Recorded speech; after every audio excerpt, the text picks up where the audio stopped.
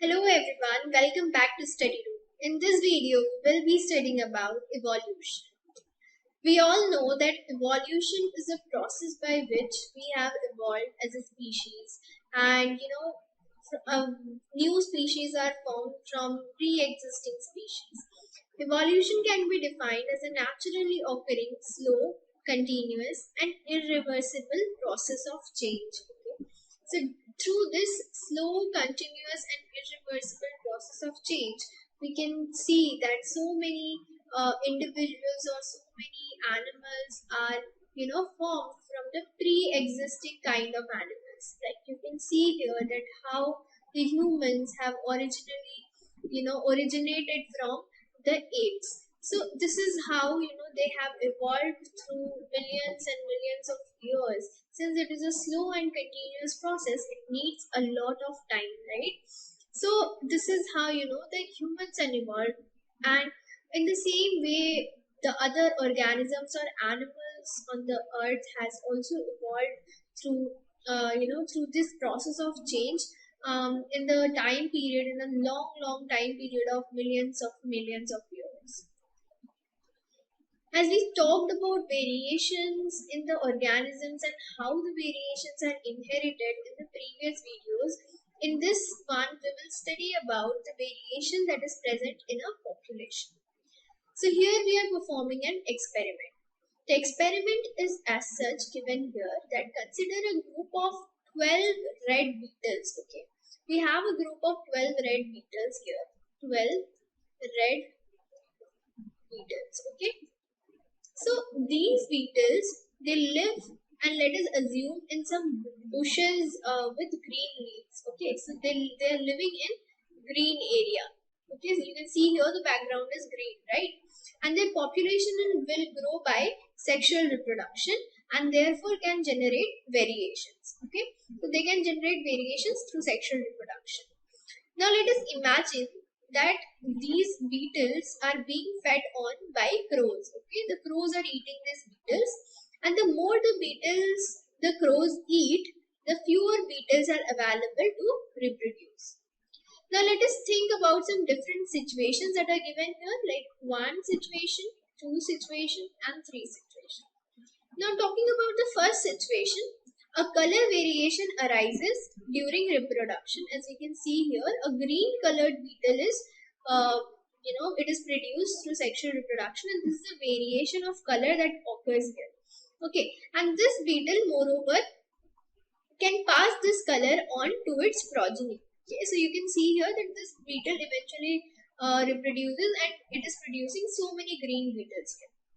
Crows cannot see the green beetles because this background color, the color of the bushes and the color of the beetles are same. So there's this camouflaging is happening here, and the beetles are getting mixed with the bushes. But the red beetles are easily being discovered by the crows due to their red color.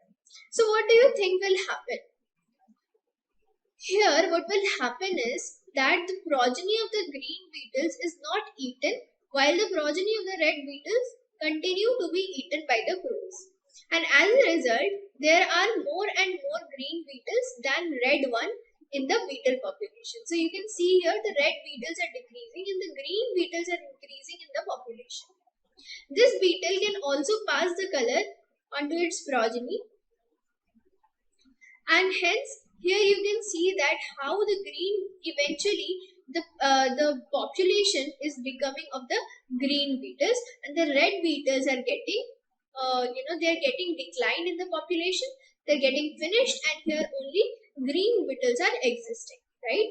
In the second situation, we can see here that a color variation arises during reproduction, but now it results in a beetle that is blue in color. Okay, and hence this blue colored beetle also can reproduce more blue colored beetles.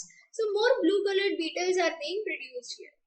Now the crow can see blue colored beetles as well in the green leaves of the bushes, and as well as they can see the red ones. So there is, they can eat both the beetles, both the kinds of beetles here. The crows can feed upon both the kind of beetles. So the crows are not making any difference here.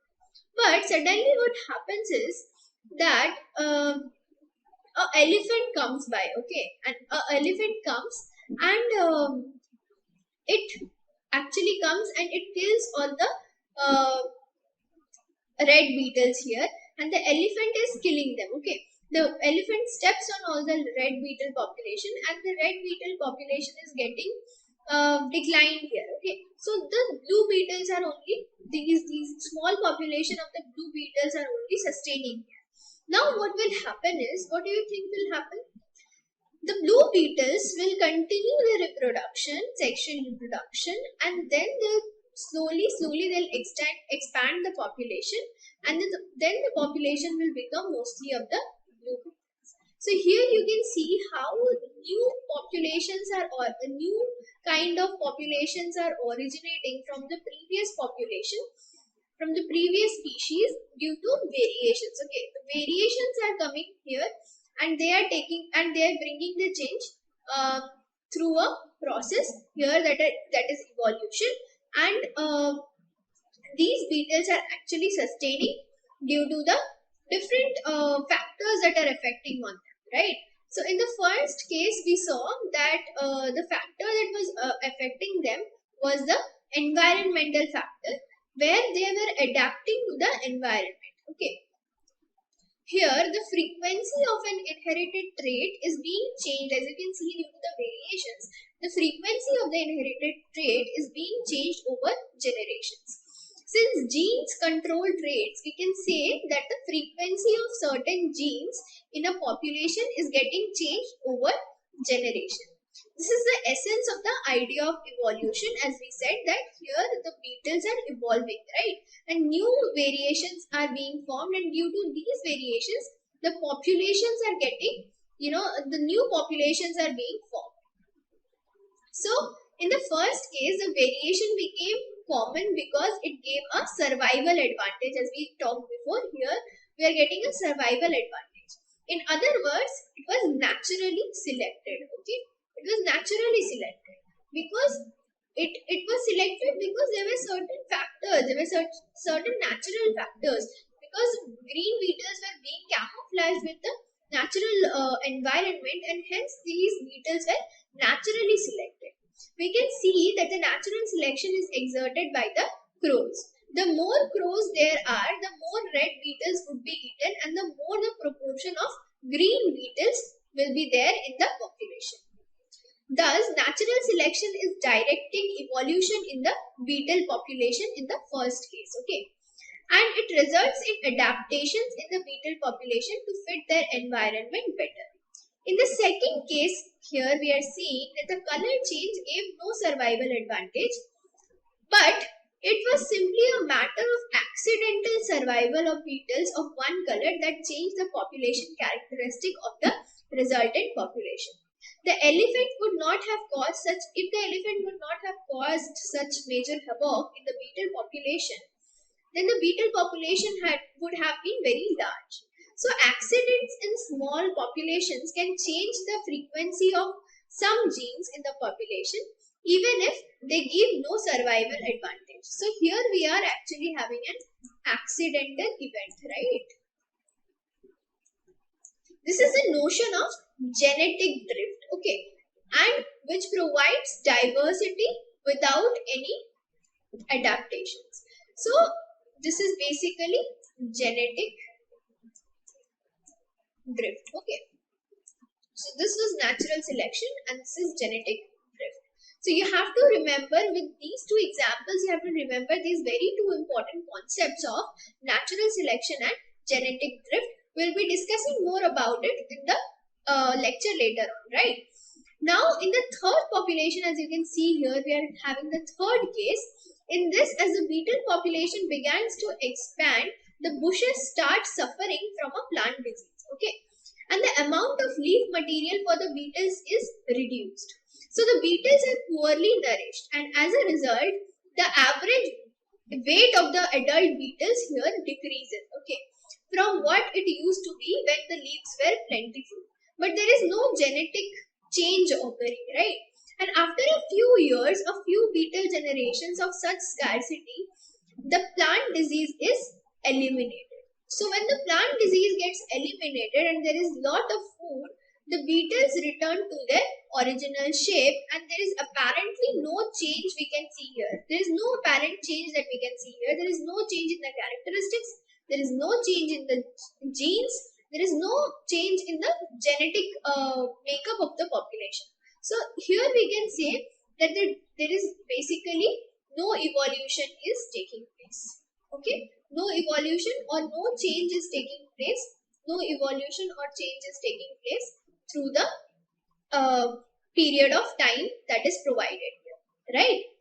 So through these three cases on the beetles, the example of the beetle population, we have come to know that there are certain concepts such as natural selection, such as genetic drift, and these are the concepts that are very, very important in regard to evolution.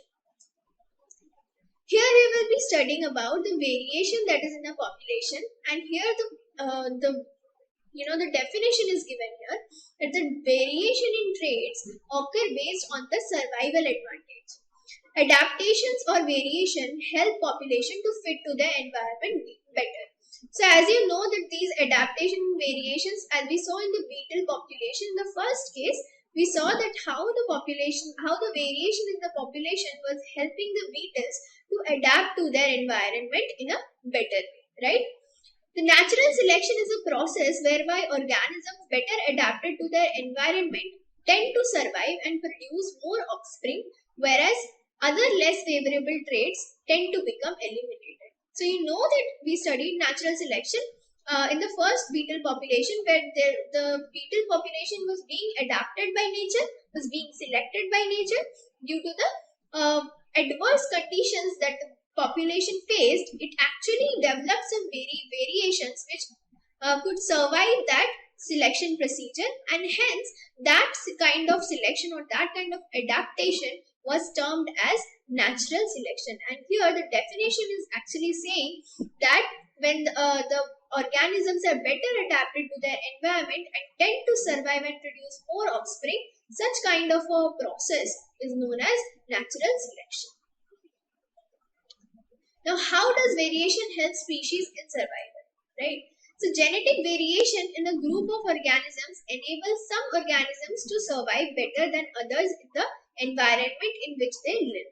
So, we saw that how the beetle population was actually, in the first case of the beetle population, was actually surviving for a larger period of time due to the kind of variation that they had. Okay, and since they were camouflaging with the environment, they could save themselves from the predators and hence could live for a longer time.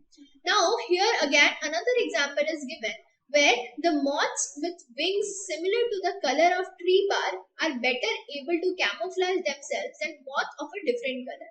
As a result, the tree-colored moths are more likely to survive, reproduce, and pass on their genes. So this is the same thing, how the beetles were camouflaging with the environment.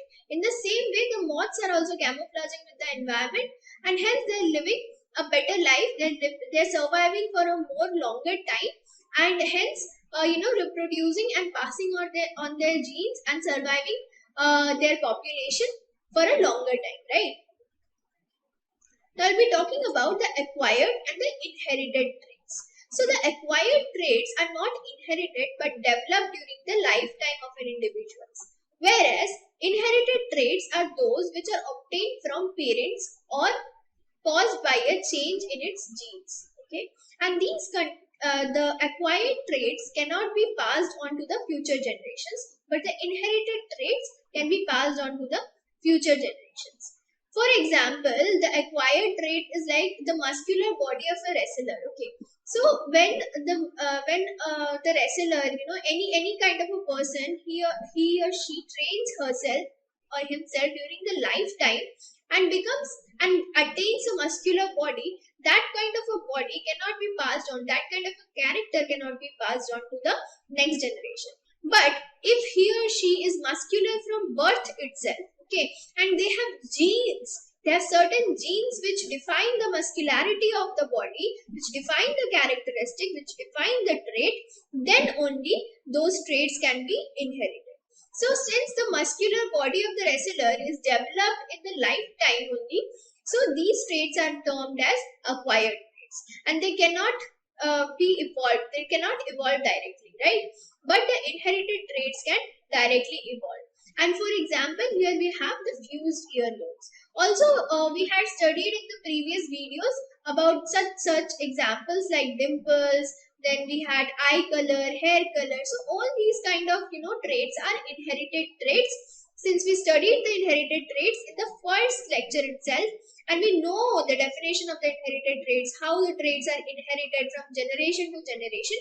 So this is basically how we are differentiating between acquired traits that are acquired in the lifetime of an organism and cannot be inherited by their future generations, but the inherited traits on the other hand can be actually inherited by the future generations, right? Now, Charles Darwin is also known as the father of evolution, and he came up with the idea of natural selection in the 19th century. So, Charles Darwin actually wanted to describe that how the species are developing from pre-existing species, and he also tried to explain that the species develop some kind of variation, and hence they are developing into an entirely new species through a large period of time. So this is how he wanted to describe that with the effects of the nature, through the interference of the nature and the natural factors, the species are getting selected over a period of time, and hence they are evolving one by one. But we need to understand that these new species are actually derived from the species that were, or the population that were existing previously, right? The next we have the Darwin's theory, as we just gave an introduction before. So also known as the theory of natural selection. Charles Darwin, okay, and Darwin's theory is also known as the theory of natural selection. Now, Darwin had certain postulates in its theory, okay. So the first postulate was speciation, or the formation of species. When variation occur within a species, it can only be passed to the next generation. As we saw that the variation was occurring in the beetle population, and a new kind of a beetle was being produced, and in that sense, through a longer period of time, a new beetle species get produced due to the accumulated variations that gets accumulated in the species generation by generation, and are passed on and are inherited generation by generation. And hence this term called as speciation, which is developed by Darwin, he said that new species are formed through the accumulation of certain variations which are inherited in the organisms of the species generation by generation, right? The next postulate that we have is the struggle for existence. An increase in the number of organisms, limited space and food creates competition between the organisms. So when we have there's this increased number of organisms, and there are very limited resources for them which are to be fulfilled, that they need the resources, but the resources are very limited, okay. For example, like we have 10 people, but the food that we have is of only for 2 people. So there will be a big competition there, that who will eat the food. All the people are hungry, right? All the person are hungry, but there is only food for 2 people. So that is where the competition is taking place, and this is what Darwin said, that there is a struggle for existence that occurs here, right, between organisms when there is limited space and food, and it creates a competition between the organisms. The third postulate that Darwin gave was survival of the fittest, or natural selection. As we studied natural selection, we have been talking about natural selection for a long time. So this is what he said, that it is a process that is governed by nature, in which organisms inherit characteristics that are fittest for their survival, such that they are adaptive to prevailing conditions.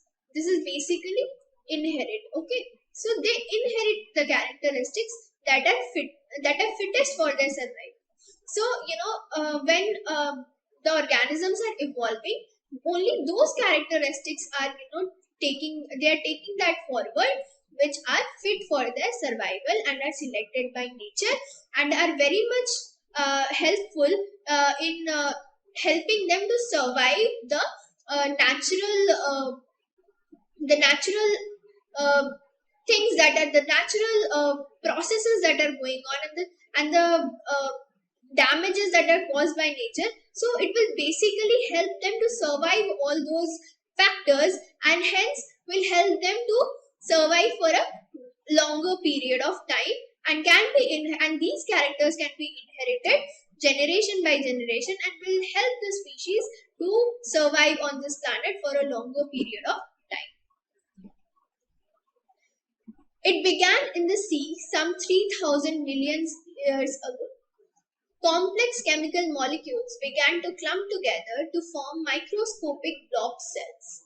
These were the seeds from which the tree of life developed.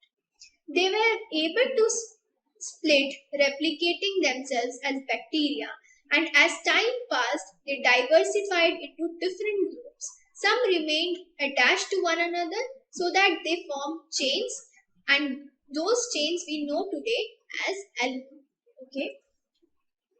Now we'll be studying about the origin of life, how life originated on Earth. J.B.S. Halden, he was a scientist, and he suggested that life is developed from the simple inorganic molecules which were present on Earth. The first primitive organisms would arise from further chemical synthesis. And there were another two scientists who were called as Miller and Urey. So Stanley L. Miller and Harold C. Urey in 1953 conducted an experiment to actually prove Halden's hypothesis. Okay, so we will be seeing about this whole experiment here. Now let us quickly see what Miller and Urey did as their experiment. Okay, so they did was as Halden said, that the life on Earth is formed from simple inorganic substances. So they assembled an atmosphere similar to that which existed on early Earth. Okay, at that time, millions of years ago, the atmosphere that was existing on Earth, they created such kind of an atmosphere here in this setup. Okay, and they maintained a temperature below 100 degrees Celsius, and they what they did was they produced sparks, and they passed the sparks through the this whole apparatus to stimulate lightning. Okay, so you can see here, this sparks are getting here, the sparks are being passed here, and there's this 100 degrees temperature that is maintained here. Okay, this 100 degree temperature is maintained here in this bulb, and an atmosphere which was similar to the early Earth, that how Earth was millions of years ago, such kind of a atmosphere is maintained here.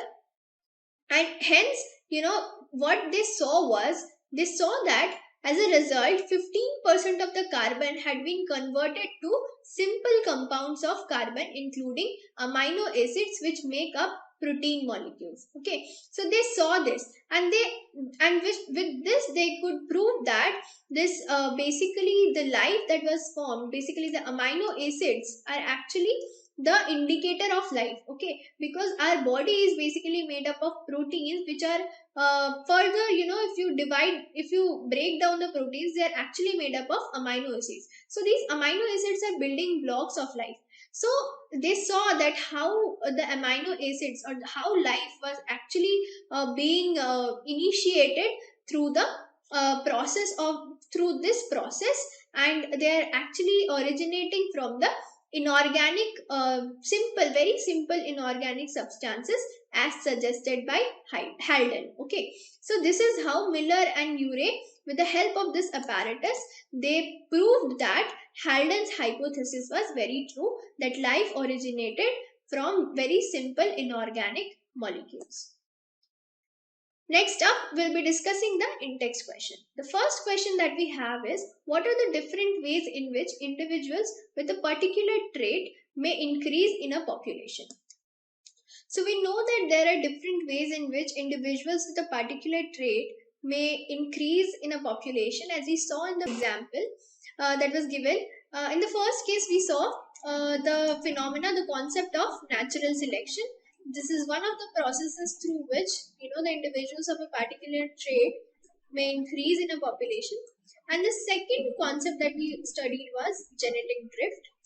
These are the two uh, main factors with which these are the two main ways in which individuals with a particular trait may increase in a population, right? So natural selection is basically the benefit of survival through natural selection, and the genetic drift is basically due to a sudden increase in a particular trait in a population, and which is known as genetic drift, right? The next question that we have is, why are traits acquired during the lifetime of an individual not inherited? So we saw that the acquired trait, we saw that there was this difference chart that we saw that the acquired traits are not inherited. And it is because the traits acquired during the lifetime are changes in the non-reproductive cells of the organisms and are not capable of being passed on to the next generation. So the acquired changes are basically the acquired traits are basically due to the changes in the somatic or the non-reproductive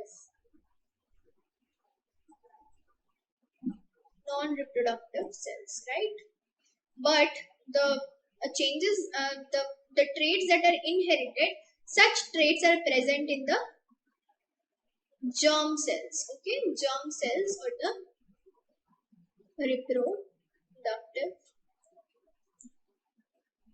So this is basically the cells in which the acquired traits are, the cells that actually help in the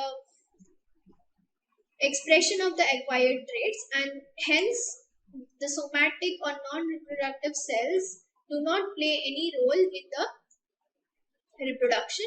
That is and that is why the acquired traits are not inherited from generation to generation.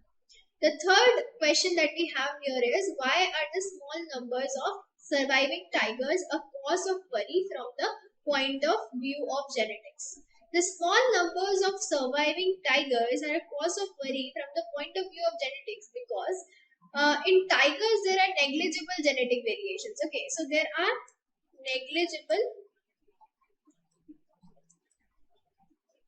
genetic variations in tigers. Okay. And due to this, okay, they are not well adapted. Okay, not well adapted. They are not well adapted.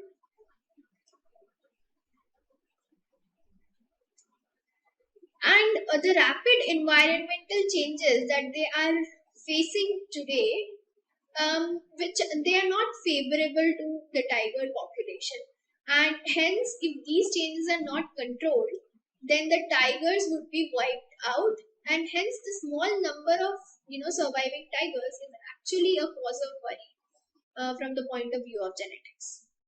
This is all about the evolution that takes place, and it is the changes that are taking place in the species and how new species are evolving from pre-existing species. And we studied about the Darwinian theory and how Darwin actually demonstrated that how species are formed, and we studied about the concepts of the Darwinian theory. We also studied about the hypothesis that was given by Halden and the experiment that was done to prove the hypothesis by Miller and Urey. So these were the very, very important factors that we studied in this video. That's all for this video. Thank you so much.